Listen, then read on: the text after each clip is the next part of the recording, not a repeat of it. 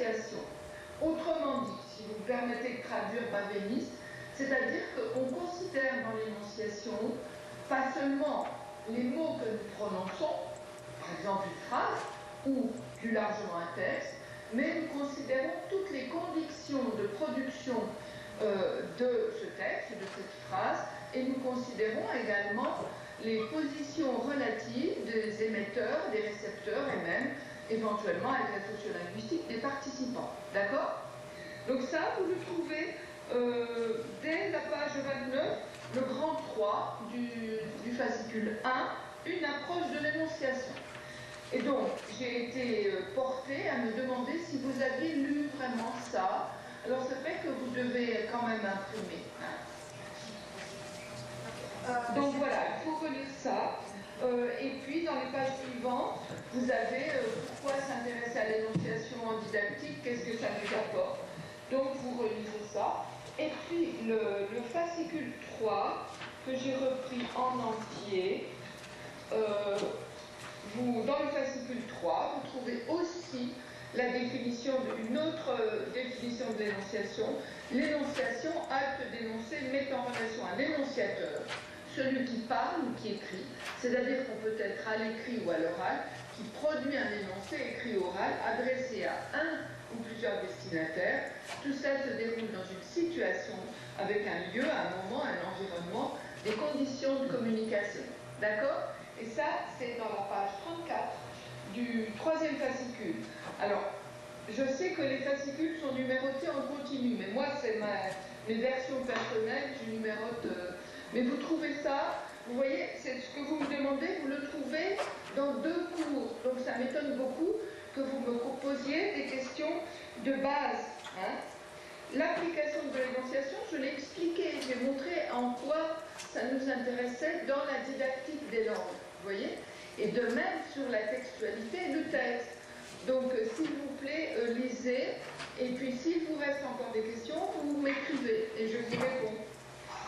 Et puis, la troisième... Alors, après, je vous demanderai s'il y a encore d'autres choses. La troisième question manifeste aussi que vous n'avez pas du tout lu le texte. Parce que dans la page 23 du premier... page 23, 24, 25, vous avez la grammaire objet concret. Quand on dit une grammaire, ça peut désigner tout simplement le livre de grammaire. Et ça, c'est écrit dans le cours. Alors, s'il vous plaît, ce serait bien de lire. Maintenant, à mon tour de vous poser une question. Est-ce que les cours sont trop longs et que ça vous décourage? Est-ce que c'est ça? Dites-moi. Je vais m'améliorer. J'essaierai de le faire autrement ou de organiser les choses. Non, mais je pense que le matériel, les matériels en général sont bien, ça me l'expliquait. Ce n'est pas que ça soit trop long, c'est simplement que, parce que maintenant que vous parliez de la page 34, j'ai essayé de la chercher, j'ai tout imprimé, je l'ai laissé ici, et je ne sais pas trouver. Donc c'est possible que, enfin, je ne sais pas si on reçoit exactement ce que vous envoyez. Oui, je vous parle avant. Donc, par exemple, vous avez parlé de la page 29. Moi, ici, j'ai tout imprimé. Et dans la page 29, c'est... bon, pour moi, la page 30, c'est les 3 niveaux de description français, phrase, texte, énonciation. Oui, c'est ça. Donc, oui.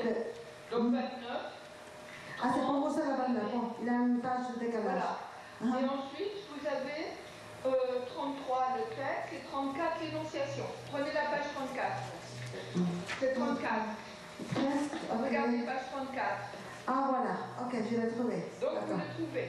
Ok, bon, d'accord. Voilà. Et puis dans le fascicule 3, alors je suis désolée, le fascicule 3, c'est le... J'ai pas numéroté en continu. Vous prenez le fascicule 3 est composé de 4 parties. Hein. Okay. Vous prenez la partie 3 qui s'appelle une approche de l'énonciation.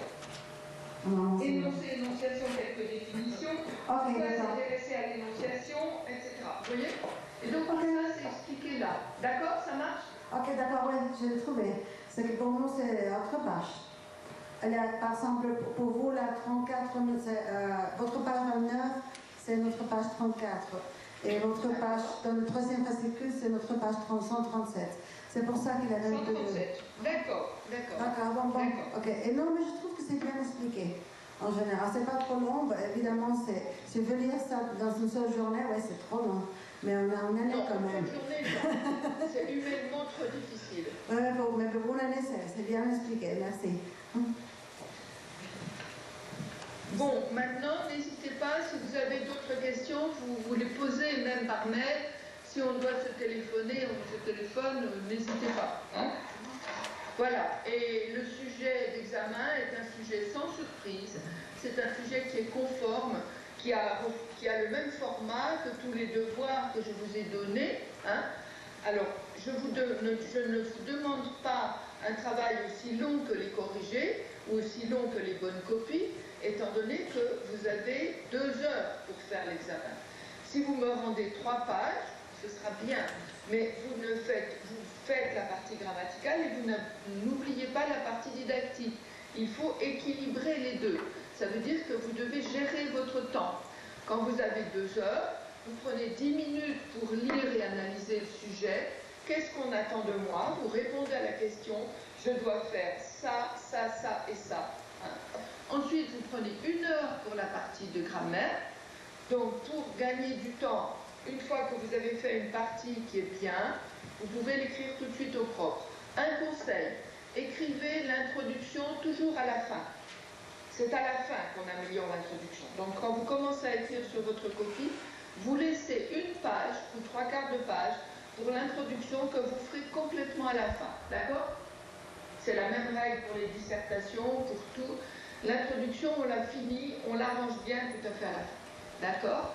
Et vous n'oubliez pas d'avoir, pour les prolongements didactiques, une trentaine de minutes, et vous gardez 15 à 20 minutes pour vous relire et traquer, poursuivre, pourchasser les erreurs que vous pourrez corriger. Hein. Se relire, c'est très important. Voilà. Je crois avoir dit l'essentiel. Est-ce que ça va? Merci.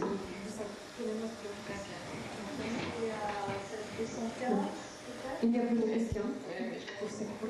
Alors, on peut passer maintenant, si vous voulez, au cours de 2e année qui s'appelle CSD 115, Introduction à l'enseignement apprentissage du FRE. Là, c'est un cours qui est évalué en contrôle continu, comme c'était bien précisé dans le premier renvoi, c'est-à-dire qu'il y a 2 devoirs à faire pendant l'année, que la plupart d'entre vous fait. D'ailleurs, j'ai seulement deux étudiants de l'UBN qui n'ont rendu absolument aucun devoir. C'est Guzman Lopez Hector et Martinez Juarez Valentin. Et il y en a une 3e, Velasco Ali, Frida. Donc là, c'est dommage de n'avoir rendu absolument aucun devoir, parce que vous pouvez faire le devoir de rattrapage, mais le résultat de ce devoir de rattrapage, comme je le disais tout à l'heure, va être malheureusement divisé par 2. Enfin, tentez le coup, parce que si vous avez des bonnes notes par ailleurs qui peuvent compenser, faites-le quand même. À part ça, donc, tous ceux qui ont rendu les 2 devoirs, parmi ceux qui ont rendu les 2 devoirs, la plupart ont très correctement réussi les 2 et donc ont déjà réussi l'unité avec ces 2 devoirs, pas d'examen en plus. Et seulement 2 étudiants n'ont pas compris ce qu'il fallait faire pour le devoir 2. Hein. C'est les 2 étudiantes concernées ont déjà reçu sur la plateforme la correction de leur devoir 2, justement parce qu'ils posent les problèmes avec des conseils pour faire le devoir de rattrapage. Et vous avez aussi reçu un mail de la secrétaire, Madame Gagnor, vous disant que vous deviez faire le devoir de rattrapage qui est à m'envoyer pour le 10 mai. Et vous l'envoyez par mail, celui-là, hein, pas sur la plateforme. Vous pouvez même l'envoyer par mail en même temps qu'à moi. Vous pouvez l'envoyer à la secrétaire, Madame Bondaz, par exemple, Véronique.bondaz, bondaz@u-bourgogne.fr, en lui demandant de bien pouvoir me l'imprimer. Et parce que moi je ne suis pas à Dijon et quand je passe, c'est pratique si je trouve les travaux déjà imprimés. Ensuite, alors donc les deux étudiantes concernées par le devoir de rattrapage sont déjà au courant. Et dans le sujet du devoir de rattrapage, j'ai bien rappelé qu'il fallait traiter 6 points de l'approche globale. Il faut le faire soi-même. Il ne faut pas juste faire un petit discours une petite présentation de qu'est-ce qu'on ferait en cours avec ce texte. Il faut s'astreindre à faire cette approche globale en respectant les 6 étapes. 1, l'analyse du titre et l'élaboration d'hypothèses de lecture. 2, l'analyse matérielle du texte. 3, identifier la situation de communication avec un schéma que vous avez comme modèle. 4, relever des champs lexicaux dominants. 5, analyse du contenu à travers les questions essentielles, où, quand, qui, fait quoi, pourquoi ou comment. Et 6, enfin, identification des bustes du texte. Donc ça, c'est la première partie du devoir. Question 1 sur 12 points. Question 2 sur 8 points, c'est choisir un acte langagier qui peut être raconter un événement passé comme dans l'exemple qui a été vu dans le cours, mais qui peut être aussi autre chose. Ça peut être donner des conseils, par exemple. Et pour cet acte langagier qu'on choisit en rapport avec le texte, on précise les réalisations linguistiques qui correspondent à cet acte langagier. Réalisations linguistiques qui peuvent être grammaticales et également lexicales. Et cette partie de la question 2 qui est notée au total sur 8 points, cette partie de la question 2 est notée sur 3 points.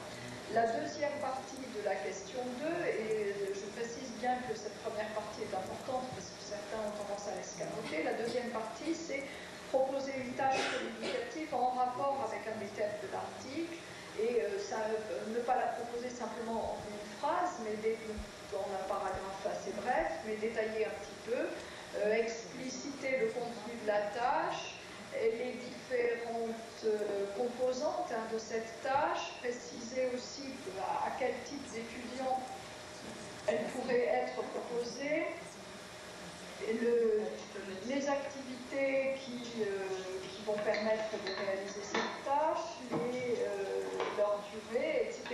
Vous avez un exemple dans le quatrième voie du cours, page 184-186. Si votre pagination appliquée est la même.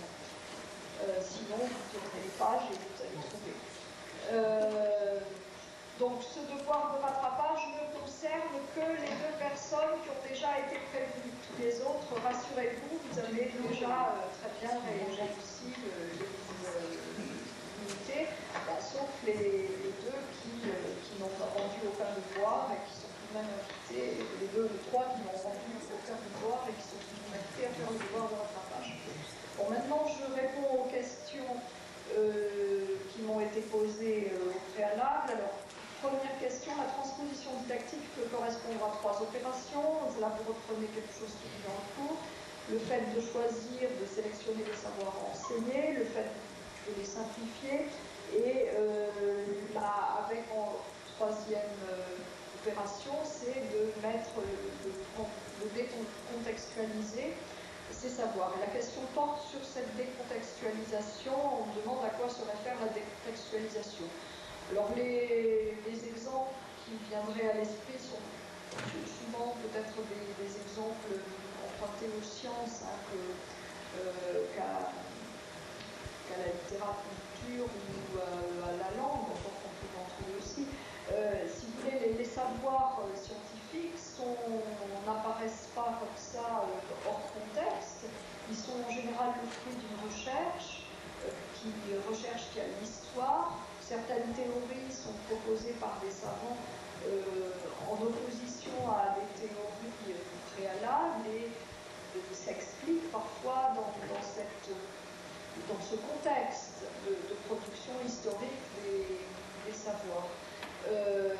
Il est clair que quand on enseigne ces matières, quand on enseigne la physique, la chimie, les mathématiques à l'école, on ne n'enseigne pas en même temps l'histoire des sciences ou l'histoire des mathématiques. On donne finalement une sorte de résumé du savoir scientifique qui correspond à l'état contemporain de la science. Et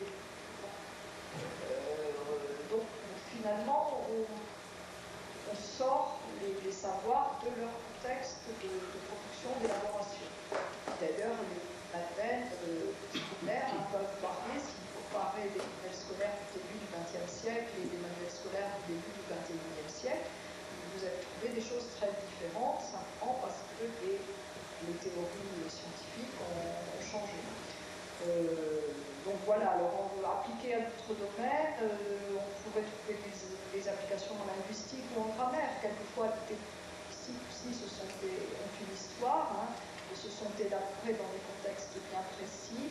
Et quand on arrive à présenter la grammaire scolaire comme des manuels, que ce soit des manuels d'enseignement secondaire pour collège ou des manuels pour adultes de FLE, on ne fait pas en même temps l'histoire de linguistique. On essaye de présenter le phénomène grammatical d'une façon pratique, compréhensible, utile pour écrire correctement en français. Bon, voilà, est-ce que j'ai répondu à la question? Je ne sais pas si la personne qui l'avait posée est là. Oui, non, elle n'est pas là. C'est toi? Alors, question 2. Elle t'a répondu? Question 2. Quelle est votre opinion sur la théorie du constructivisme appliquée dans l'enseignement-apprentissage du FLE? Oui, bien sûr, c'est une théorie pertinente, à mon avis, puisque d'ailleurs l'approche communicative s'est référée à cette théorie du constructivisme dans l'apprentissage. C'est une théorie qui ne concerne pas que l'enseignement des langues ou l'enseignement du français de langue étrangère. C'est une théorie générale de l'apprentissage qui, à mon avis, est assez pertinente. Voilà, c'est mon opinion. Ensuite, quelle est votre opinion sur la méthode traditionnelle appliquée dans l'apprentissage du FLE? Alors, la méthode traditionnelle a été critiquée, hein, notamment avec dès la méthodologie directe, l'audiovisuel, l'approche communicative. Elle a critiqué certains aspects. On n'est pas obligé de la rejeter complètement. Je dirais que ça dépend des objectifs qu'on vise. Hein. Si l'objectif est de devenir traducteur, parce que c'est un métier, hein, d'être traducteur-interprète, après tout, elle peut avoir quelque utilité à faire des thèmes et des versions qui sont les exercices favoris de la méthodologie traditionnelle. C'est juste ce en quoi consiste l'activité d'un traducteur-interprète.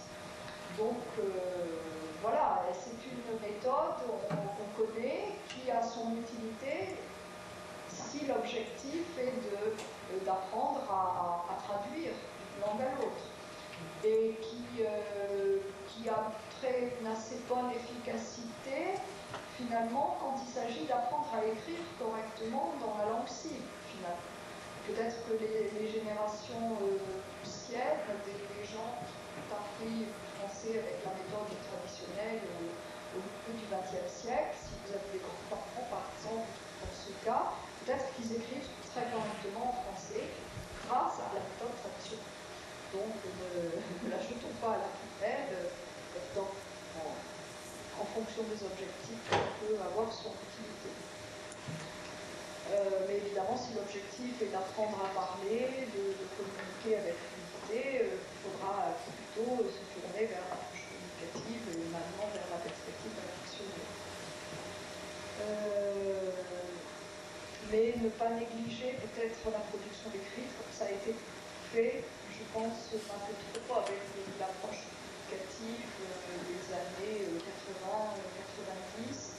Je pense que le défaut de beaucoup de formations de cette époque-là a été de viser uniquement la communication orale, approximative, hein, sans se préoccuper de l'exactitude grammaticale. Or, dès lors que vous devez entrer dans un cursus universitaire français, francophones, ce serait la même chose si vous alliez faire des études à Montréal au Canada, on vous demande d'écrire dans un français correct, donc de maîtriser la syntaxe, donc de vous faire des fiches, d'ouvrages de grammaire, de vous faire des répertoires de vocabulaire. Je vous disais tout à l'heure, quand il s'agit de verbes avec des prépositions à approprier, quand il s'agit d'adjectifs, savoir aussi se construit le complément d'adjectif, content de quelque chose, etc. Donc, je crois que c'était tout pour le 16B115. Alors, est-ce que vous avez d'autres questions sur ce cours? Sinon, je passe à M. Krasem avant d'inviter M. Richer qui vient d'arriver à nous rejoindre pour la 3e année.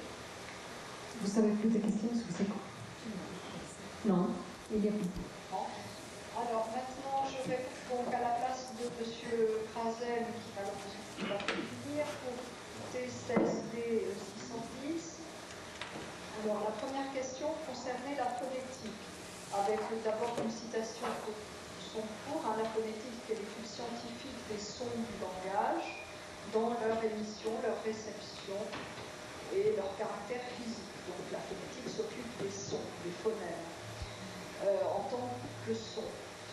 Et la phonologie est l'étude des sons du point de vue de leur fonction distinctive, de leur participation à la construction de sens. Alors l'étudiant demande pourquoi ce sont deux domaines très proches.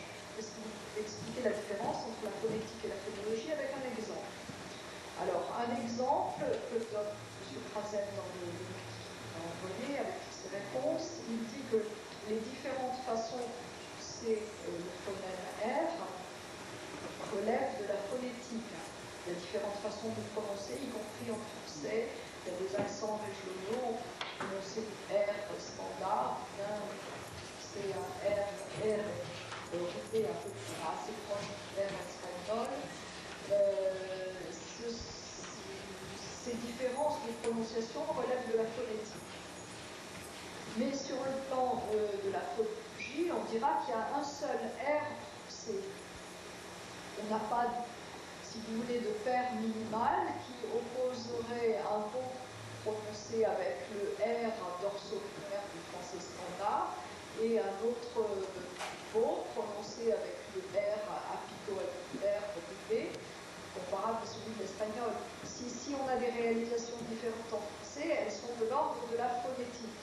C'est-à-dire que c'est selon un son qui est un petit peu différent pour prononcer le même phonème. Donc la phonologie s'occupe du phonème en tant qu'unité distinctive, avec un seul R.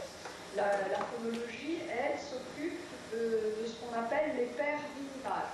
Les paires minimales, c'est celles qui permettent d'opposer des phonèmes différents. Par exemple, si vous prenez le riz en français, le riz R-I-Z, qui est catalan, et le lit, L-I-T, qui est celui où on dort. Bon, le fait qu'il y ait riz d'un côté et qu'il y ait lit de l'autre, ça vous montre qu'en français, en phonologie française, on a deux phonèmes différents, R d'un côté et L de l'autre, qui sont tous les opposés avec cette paire minimale. Bon, si vous prenez blanc comme japonais, on va prononcer quelque chose comme lit. Et M. Krasem précise d'ailleurs qu'à l'examen, une des questions sera une petite transcription phonétique en alphabet phonétique international. Vous êtes supposé connaître l'alphabet phonétique international et être capable de transcrire avec cet alphabet. Deuxième question, morphologie. Est-ce que chaque morphème a un sens? Je réponds oui, chaque morphème a un sens. Je suppose qu'il explique ça dans son cours, pour le copier. Ensuite, toujours en morphologie, est-ce que vous pourriez expliquer ou donner un exemple du concept de morphème zéro? Donc, il vous invite à comparer, par exemple, les différentes formes de la conjugaison du verbe manger, que vous représentez phonétiquement en API.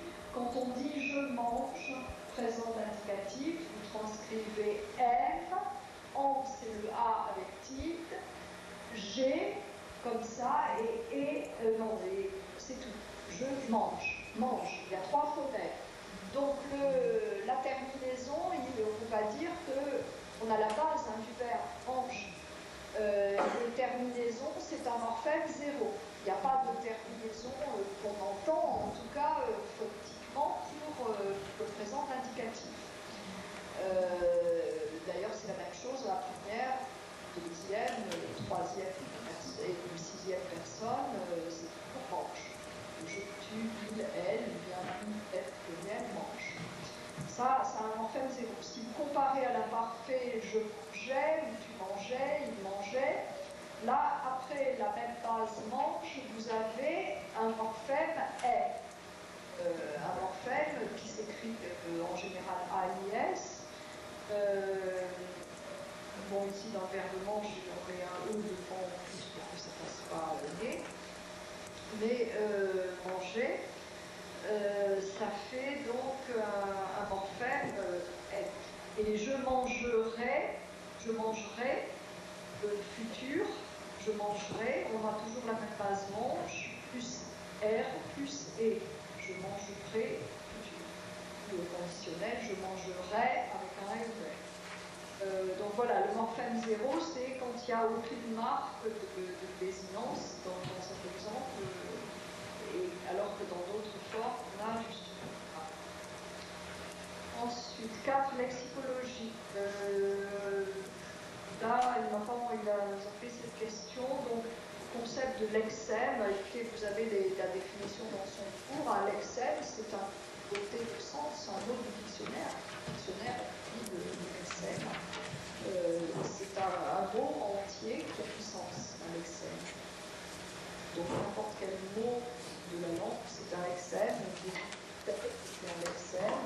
Vert, c'est un lexème. Ce sont les mots du lexique. Dans le fascicule 2, exercice 4, déjeuner constitue un cas particulier. Pourquoi D n'est plus perçu comme unité significative? Oui. Alors D peut être un morphème qui est un préfixe dans certains mots. Faire, défaire, par exemple. Je fais, je défais. Là, vous pouvez opposer le verbe faire, le verbe défaire, qui est l'action inverse. Mais dans déjeuner, vous sentez bien qu'en français contemporain, déjeuner, ce n'est pas le contraire de jeûner. Ça ne signifie plus arrêter de jeûner, ce qui était le cas à l'origine d'un 10 ielunare, qui est le type latin du verbe déjeuner. Vous avez le préfixe latin 10, et ielunare, c'était jeûner. Ielunum, le jeûne. Donc, certes, étymologiquement, on peut dire déjeuner, à l'origine de l'allemand, a signifié arrêter de jeûner, ne plus jeûner, mais ce n'est plus du tout le cas en français contemporain. En français contemporain, déjeuner, c'est prendre son repas de midi. Petit déjeuner, ce serait prendre son repas du matin en ce moment. En tout cas, ça ne veut jamais dire cesser de jeûner. Donc, si on veut dire cesser de jeûner, on va dire rompre le jeûne. Donc, c'est pour ça que D n'est plus perçu comme une unité significative dans le système du français contemporain, dans ce qu'on appelle la synchronie du français contemporain. Il ne va pas analyser D dans une unité ou un morphème doté de sens. Enfin, question 6, est-ce que vous pourriez nous conseiller un site sur Internet, un site avec des sons qui aident à comprendre la différence au niveau de prononciation entre voyelles très proches, comme O fermé et O ouvert. Donc, je le prononce là, juste comme un exemple. Le O fermé, c'est celui que vous avez dans pot, un pot de T, ou la peau, P-U-A-U. Et le O ouvert, c'est celui que vous avez dans le métal or. De l'or, une pièce d'or, c'est or. Vous voyez que c'est assez différent du pot. Ensuite, la différence entre E et E. Alors, E quand on transcrit en API avec le pot barré, c'est celui que vous avez dans un peu, ça dit une porte. Un peu, ça c'est E. Et l'autre voyelle, ce verbe que vous transcrivez avec O se prononce E. C'est celle que vous avez dans peur. Il a peur, cela fait peur, et peu peur.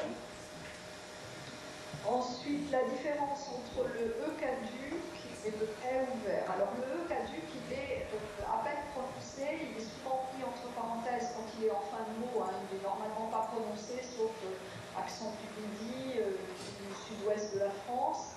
Je dis une bouteille, par exemple, et au final, vous l'entendez presque pas. Un verre, vous n'entendez pas non plus. On l'entend par contre dans des mots, souvent des mots grammaticaux, comme je parle, par exemple. Mais c'est un jeu assez faible quand même. On l'entend aussi à l'intérieur de, par exemple, si on prononce avec accent un peu méridional, je mangerai, on entend à peine un E au milieu du mot. Et on peut aussi l'escamoter, se dire je mangerai. Et là, le E disparaît. Donc ça, c'est le E qu'on appelle caduc, justement parce qu'il est faible et il a tendance à disparaître. Mais on doit aussi le maintenir dans certains cas. Donc la personne qui pose la question ne saisit pas bien la différence avec le E ouvert qu'on transcrit avec la lettre grecque epsilon. Et là, c'est le E que vous avez dans tête, par exemple, dans sèche, le linge est sec, hier, etc. Vous voyez que c'est quand même un peu différent. Alors, vous indiquez un site internet qui vous aiderait à discriminer les phonèmes français pour ceux qui auraient des difficultés de prononciation. Je crois que M. Bismuth a fait quelque chose, mais je ne saurais pas vous donner peut-être accessible sur la plateforme, mais là, je n'ai pas vu. Sinon, je connais un site qui phonétique.free.fr, qui est un site destiné aux apprenants étrangers, justement pour travailler un peu la discrimination des phonèmes du français. Donc, phonétique, P-H-O-N-E-T-I-Q-E, et sans accent, bien sûr, .free, F-R-E, enseignement anglais, .fr, et là, vous suivez les liens sur concerne les exercices de discrimination phonétique. Voilà, c'est les réponses que j'ai eues, et avec ça, en principe, pour une question supplémentaire, on a fini avec la deuxième année. On va pouvoir passer à la troisième année avec M. Rocher, qui vient de rejoindre, et venir voilà. Bonjour. Alors, je vais peut-être commencer à partir de vos questions, si vous en avez. Vous avez des questions pour cette année? Oui.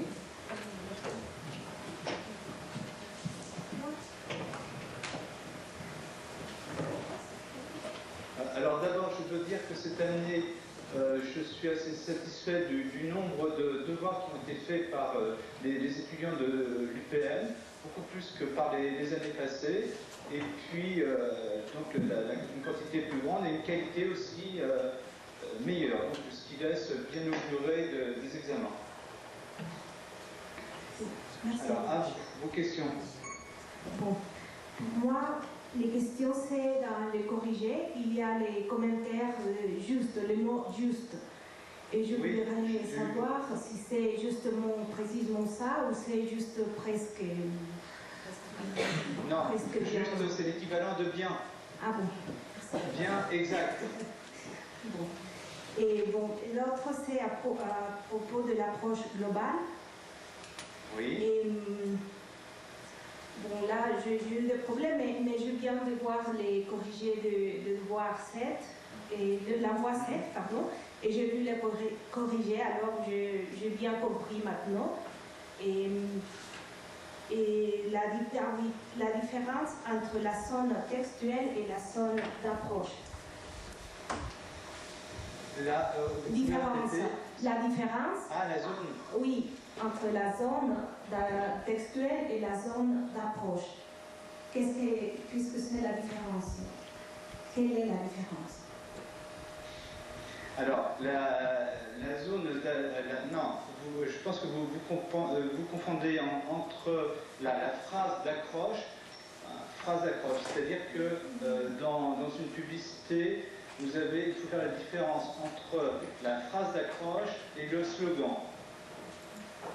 Une phrase d'accroche, c'est une phrase qui va attirer l'attention, qui est généralement, souvent de forme interrogative, par exemple, comment acheter moins cher ou autre. Ça, c'est une phrase d'accroche. Le slogan, lui, se repère par le fait que le slogan travail est une phrase d'ordre poétique.